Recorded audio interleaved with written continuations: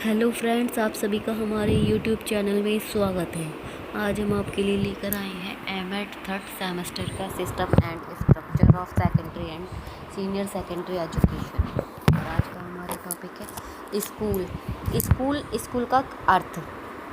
School शब्द की उत्पत्ति एक ग्रीक शब्द से हुई है। इस शब्द का अर्थ है अवकाश। यद्यपि स्कूल शब्द का अर्थ विचित्र सा लगता है, परंतु वास्तविकता यही है कि प्राचीन यूनान में इन अवकाश के स्थानों को ही स्कूल के नाम से संबोधित किया जाता था।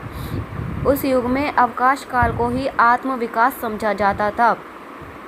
अवकाश शब्द का अर्थ है आत्म विकास या शिक्षा। सने सने ये अवकाशालय यानी कि धीरे धीरे ये अवकाशालय ऐसे स्थान बन गए जहाँ पर शिक्षक किसी निश्चित योजना के अनुसार एक निश्चित पाठ्यक्रम को एक निश्चित सीमा के भीतर समाप्त करने लगे।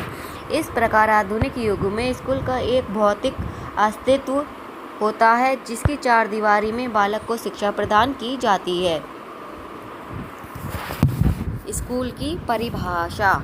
जॉन डीवी के अनुसार स्कूल एक ऐसा विशिष्ट वातावरण है जहां बालक के वांछित विकास की दृष्टि से उसे विशिष्ट क्रियाओं तथा व्यवसायों की शिक्षा दी जाती है। रॉस के अनुसार स्कूल वे संस्थाएं हैं जिनको सभ्य मानव ने इस दृष्टि से स्थापित किया है कि समाज में सुव्यवस्थित तथा योग्य सदस्यता के लिए बालकों की तैयारी में सहायता मिले।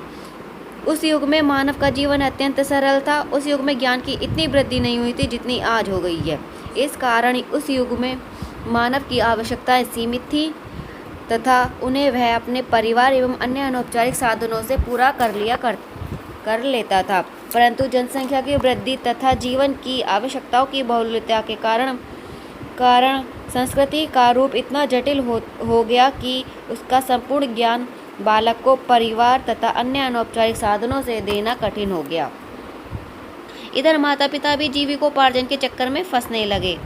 बालकों को शिक्षा देने के लिए उनके पास इतना भी समय नहीं रहा और न ही वे इतने शिक्षित थे कि उन्हें संपूर्ण शिक्षा का विकास कर सकें, उन संपूर्ण ज्ञान का विकास कर सकें। अतः एक ऐसी नियमित संस्था की आवश्यकता हुई जो सामाजिक तथा संस्कृति को सुरक्षित रख सके तथा उन्हें विकसित कर भावी पीढ़ी को हस्तांतरित कर सके। इस दृष्टि से स्कूल का जन्म हुआ। आरंभ में स्कूल से केवल उच्च वर्ग के लोगों ने ही लाभ उठाया। जनसाधारण के लिए स्कूलों की स्थापना करना आधुनिक युग की देन है।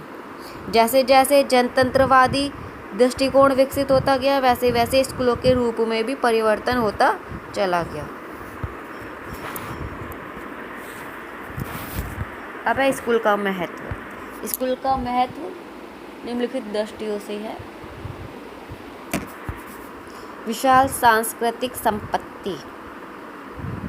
वर्तमान युग में ज्ञान इतना अधिक विकसित हो गया है तथा सांस्कृतिक संपत्ति भी इतनी विशाल हो गई है कि इनकी शिक्षा देना परिवार तथा अन्य अनौपचारिक साधनों के सामर्थ्य से परे है। अब इस संस्कृति की सुरक्षा, विकास तथा इसके प्रचार के लिए स्कूल से अच्छा कोई और साधन नहीं है। इस दृष्टि से बालक की शिक्षा के लिए एक महत्वपूर्ण साधन है। परिवार तथा विश्व को जोड़ने वाली कड़ी। परिवार बालक में प्रेम, दया, सहानुभूति, सहनशीलता, सहयोग, सेवा तथा अनुशासन एवं निस्वार्थ आदि गुणों का विकसित करता है। परंतु परिवार की चार दीवारी के चक्कर में पड़कर बालक के ये सारे गुण उसके निजी संबंधियों तक ही सीमित रह जाते हैं। इससे उसके दृष्टिकोण संकुचित हो जाता है। स्कूल बालक के पारिवारिक जीवन को बाह्य जीवन से जोड़ने वाली एक महत्वपूर्ण कड़ी है। अब है बहुमुखी संस्कृति चेतना का विकास। स्कूल एक उत्तम स्थान है जहां विभिन्न परिवारों, संप्रदायों तथा संस्कृतियों के बालक शिक्षा प्राप्त करने आते हैं। साथ साथ रहते हुए बालकों में सामाजिकता, शिष्टाचार, सहानुभूति, निष्पक्षता तथा सहयोग आदि वांछनीय गुणों, आदतों तथा रुचियों का विकास स्वतः ही हो जाता है। यही नहीं, उनमें एक दूसरे के सांस्कृतिक गुण भी विकसित हो जाते हैं। इसलिए स्कूल को बालकों में बहुमुखी संस्कृति विकसित करने का महत्वपूर्ण साधन माना जाता है। अब है समाज की निरंतरता का विकास। स्कूल सामाजिक वातावरण के रूप में एक ऐसी संस्था है जिसके द्वारा समाज अपनी आवश्यकताओं को पूर्ति करते हुए निरंतर विकसित होता है।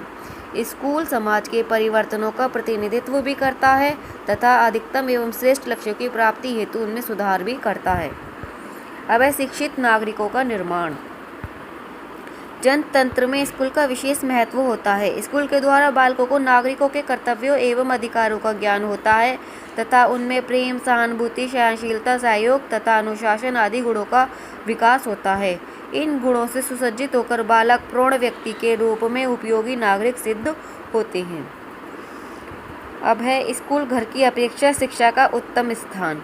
स्कूल में विभिन्न परिवारों, समुदायों तथा संस्कृतियों के बालक शिक्षा प्राप्त करने आते हैं। वे सब एक साथ रहते हुए उन बातों को स्वतः ही सीख जाते हैं जो परिवार के प्रांगण में नहीं सीख पाते। यदि बालकों में सामाजिक शिष्टता, सहानुभूति और निष्पक्षता आदि गुणों को विकसित करना है तो उनको शिक्षा प्राप्त करने के लिए स्कूल ही भेजना चाहिए। तो फ्रेंड, ये थी हमारी वीडियो। अगर अच्छी लगे तो लाइक, शेयर एंड सब्सक्राइब।